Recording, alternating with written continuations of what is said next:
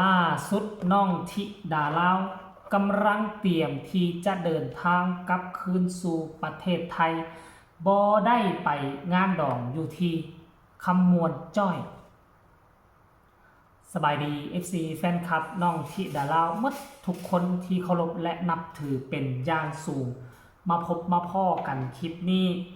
มาพบมาพ่อกันช่วงสายบายจะเยืองจะฮอดแรงเนี่ยจังหน่อยนึงถามว่าอากาศมื้อนี้ฮ้อนหลายบ่ก็ถือว่าบ่ฮอดซ้ำ2-3 มื้อที่ผ่านมาอากาศจะอยู่ในราวๆประมาณ37-38 องศาซึ่งช่วงอาทิตย์ที่ผ่านมาและก็ช่วงปีใหม่มันจะอยู่กับ40-41 องศาท่านผู้ชมก็สามารถเปิดพัดลมแล้วก็อยู่ได้ซึ่งช่วงหลังจะต้องได้เปิดแอร์ตลอดเวลาคันบ่ซั่นก็อยู่บ่ได้เด้ทุกคนเอ้ยก็ทีแรกก็คิดว่ามื้อนี้พ่อผู้ก็คงจะพาน้องธิดาลาวขอไว้เดินทางไปที่คำมวนไปร่วมงานตกงานแต่งของเอื้อยน้องปรารถนาหรือบ่แต่ปรากฏว่าโมเมนต์แนวนั้นเลยทุกคนเมื่อประมาณเกือบ1 ชั่วโมงที่ผ่านมาเห็นพ่อผู้ศิวิไลโพสต์เคลื่อนไหวคลิปหนึ่งน้องธิดาลาวกำลังไปกราบไปลาพ่อเฒ่าแม่เฒ่ากราบลาพ่อแม่กราบลาญาติพี่น้องพอพูดกับว่าสิพาลูกสาวเดินทางกลับคืนมาสู่ฝั่งไทยแล้วก็ได้ยินคำหนึ่งว่าขอให้มันได้ไปแท้เด้อถึงเครื่องบอกเครื่องบินนั่นหมายความว่าจังได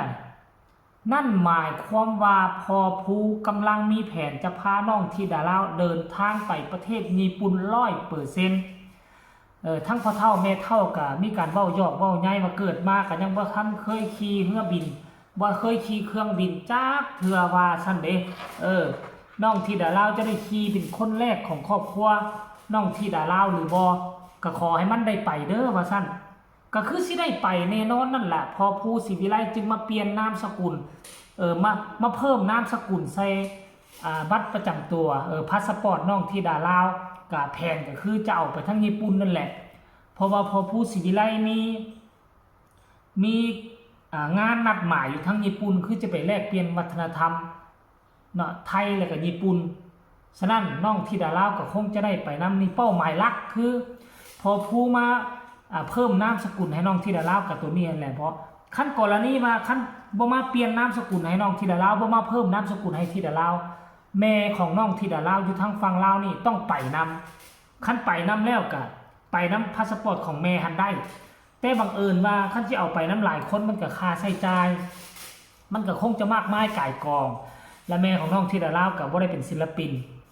เพราะฉะนั้นก็เลยบ่ได้เอาไปน้ำเนาะก็จะมีแต่พ่อผู้แม่เพิ่งขั้นไปกับไอ้มังกรบ่มีแต่ซ้ำนั่นบัดนี้ขั้นพ่อผู้แม่เพิ่งไปน้องธิดาลาวบ่แม่นามสกุลเดียวกันกับพ่อผู้แม่เพิ่งมันก็เลยมาค่าตัวนี้แหละก็เลยพากันมาแลนเอกสารใหม่เปลี่ยนชื่อแล้วก็เพิ่มนามสกุลใส่ใหม่ขอเพิ่มนามสกุลใส่เพื่อให้น้องธิดาลาวสามารถจับพาสปอร์ตของตนเองไปได้สบายโดยที่ไม่ต้องมีแม่ไปนำอันนี้นะอันนี้คือเป้าหมายลักๆเนาะจนว่ากลับมาอยู่ลาวเนาะสุดก่อนนี่ก็5-6 มื้อมาอยู่สุดนี่ก็หลายมื้อเติบเลยทุกคนเลยมาตั้งแต่วันที่16บ่16 17 18 19มื้อนี้19 1 2 3 4 4 มื้อสิเข้า5 มื้อสุดก่อนท่านก็มาตั้งแต่วันที่เท่าใดตั้งแต่วันที่4ที่5จนมาฮอดวันที่11มาฮอดวันที่11 12กลับถึงมั้ยช่วงนี้คือว่ามาดึมาดันท่านผู้ชมเนาะภาพบรรยากาศมันจะเป็นแนวใดให้ทุกคนไปชมเบิ่งหอยยิ้มเบิ่งเสียงหัวเราะของพ่อเฒ่าแม่เฒ่าดีอกดีใจหลานสาวจะได้ไปประเทศญี่ปุ่นจะได้ขี่เครื่องบินเป็นคนแรกในครอบครัวเขาเจ้าก็ว่าได้ไปชมคลิปนี้แล้วจังมาพ่อกันในช่วงต่อไปชมพร้อมกันเลยไปเดินทางกลับแล้วประเทศนี้หลายคนเนาะจะตัวแห้งแม่ที่ให้แม่กูหน่อยแม่กูหน่อยน่าพอไรเกิดมา30 ปลายปียังไม่ได้เคยขี่เครื่องบินอย่างเอาวุบที่ยังเป็นอย่างเจ้าสิฮอด60จะไปฮอดแล้วจะไปฮอด60บ้าโมนตายเจ้าสิผ้าขี่เหรอแม่ไปได้มากที่หลายเธอเอาไปทำไม่ดับบ่ เพิ่นบ่ได้เกือบอยู่ก็167ได้หรือ66เราเกิด โอ้ เราเกิดอยู่ก็166ได้ ว่า หักไส้ให้เรา67 เขาดีเจ็ดซื่อๆเป็นสาวคนปีนึง นี่แต่ที่เราเกิดก่อนปีนึงได้ อ๋อ เรายังน้อยกว่า อืมเอาไปแต่ละกุญแจรถห้อง อ้าย เอาเด้อบ๊ายบายเด้อพี่เฒ่าเด้อไปแล้วเดินทางแล้วขามไทยก่อนเด้อบัดที่นี่พอกันไหม โชคมาเด้อ โอ้ยไปเดินทาง นี่นะ ทุกคนเห็นแล้วหรือยังเห็นห้อยยิ้มเสียงหัวเราะของครอบครัวกับเจ้าแล้วหรือยังแม่กับมาส่งเองและคาดว่าผู้เสื้อสีเขียวน่าจะเป็นพ่อเลี้ยงของน้องธิดาลาวเนาะมีพ่อเฒ่าแม่เฒ่ามีพ่อมีแม่แล้วก็มี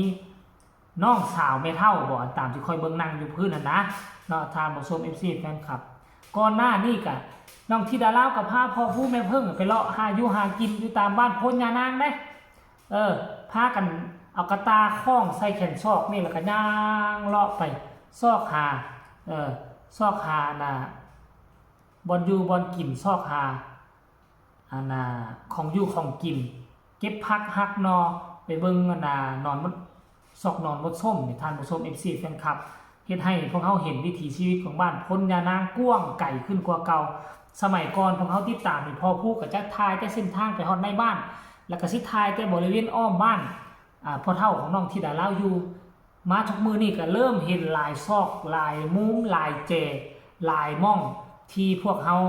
บ่เคยฮู้บ่เคยเห็นบ่เคยพบบ่เคยพ้อนั่นนะก็เลยว่าเป็นภาพบรรยากาศที่เฮ็ดให้พวกเขาได้รับได้ฮู้ข้อมูลข่าวสารเกี่ยวกับหมู่บ้านแห่งนี้หลายขึ้นตืมนั่นเองเนาะตอนนี้ก็คาดว่าน้องธิดาลาวก็คงจะกำลังพากัน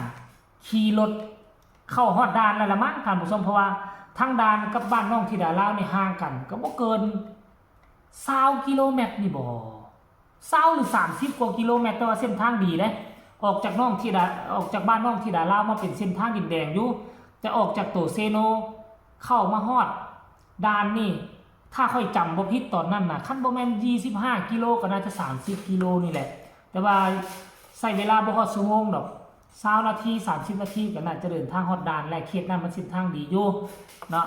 เดี๋ยวก็จะให้ทุกคนติดตามอย่างใกล้ชิดกันแล้วกันเดี๋ยวถ้าน้องข้ามมาฟังไทยแล้วมีอีหยังคืบหน้ามีข่าวๆตัวใดพ้นเด่นค่อยก็จะนำเสนอให้ FC แฟนคลับได้รับได้ฮู้ข่าวอีกตืมก็แล้วกันเด้อทุกคนเนาะสำหรับคลิปนี้ก็บ่เว้าหลายใหญ่ห่างฝากทุกคนกดไลค์กดแชร์กดติดตามที่สำคัญก็จะกดข้ามโฆษณาเนาะใครมีคำตำหนิที่ส้มคำคิดคำเห็นคือแนวใดก็อยากให้ทุกคนคอมเมนต์มาแลกเปลี่ยนบทเรียนนำกันได้ทางใต้คอมเมนต์ก็แล้วกันสำหรับคลิปนี้กล่าวลาทานผู้ชมไปก่อนสบายดี